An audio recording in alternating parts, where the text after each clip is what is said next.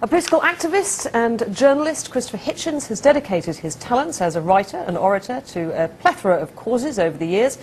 Over the last 3 decades, he's established a reputation as one of the world's leading public intellectuals with books on Britain's relationship with America, atheism, Thomas Jefferson and Thomas Paine.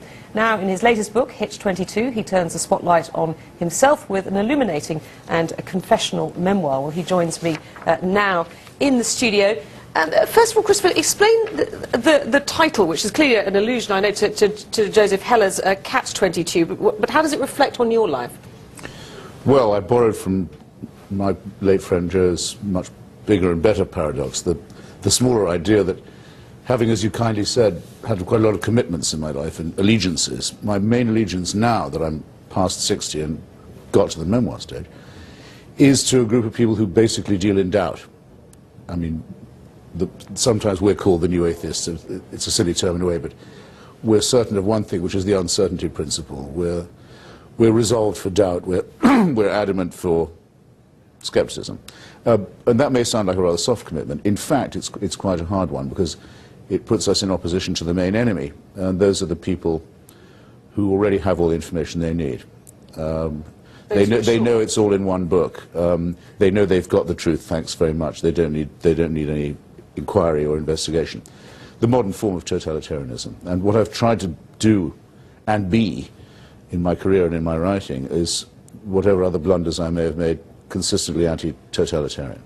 So that's my little paradoxical way of phrasing it. And why write a memoir now? Is it because there's something about your life that you felt the need to justify in print?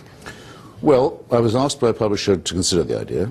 I was just about to turn 60, and I realized that I was looking back a bit. One does. You'll find this out one day yourself. Several decades from now, you'll find it. And then I read about my own death, which is an experience not everyone has. But as Leopold Bloom says in Ulysses, it can give you a new lease on life.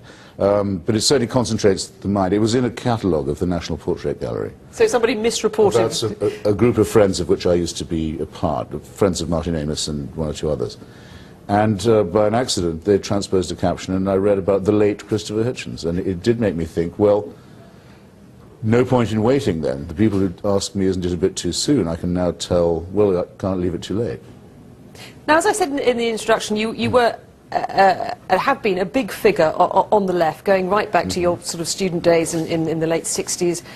Do you still see yourself as a member of the left? Yes, I do. I mean, I don't call myself a socialist anymore. I began to feel that was a bit of an affectation. I didn't really believe that there was a socialist solution to the crisis of capitalism, and actually I don't know anyone much who does anymore. So I stopped calling myself that. I still think like a Marxist in many ways.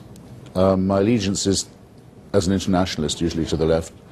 In the case I feel you're about to ask me about, which is the liberation of Iraq. I was going to come to that, yes. I had a long friendship going back to the 70s with Iraqi leftists, and especially Kurdish leftists. This is their flag, in fact, in my lapel, who violently opposed the fascistic and Stalinistic synthesis that was the Saddam Hussein regime. They're still friends of mine, but now they are able to speak and organize and hold elections and win and lose them and so forth. I think that's a large improvement. It doesn't seem. Don't forget that extreme right-wingers, like Pat Buchanan in America, my brother in England, the Kissinger group of so-called realists in America, the Pope, Chirac, a lot of right-wing riffraff were completely opposed to the war. But the majority of the left in both America and Europe were opposed to the invasion of Iraq, and you Yes. disappointed them, didn't you? And in a way, I hope I did more than that.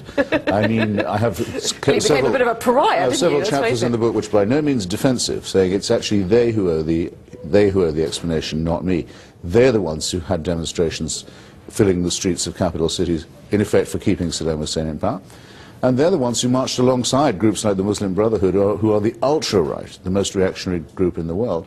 And many of the left, people like, if you can call George Galloway on the left, it's a disgrace to do it, but some of the left identify with him, openly say that they support jihadism because they think anything's better than capitalism.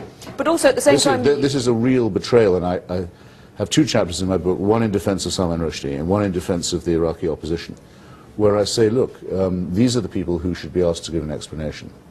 Was this instrumental in your decision to take American citizenship? Because you have been in America for an awfully long time.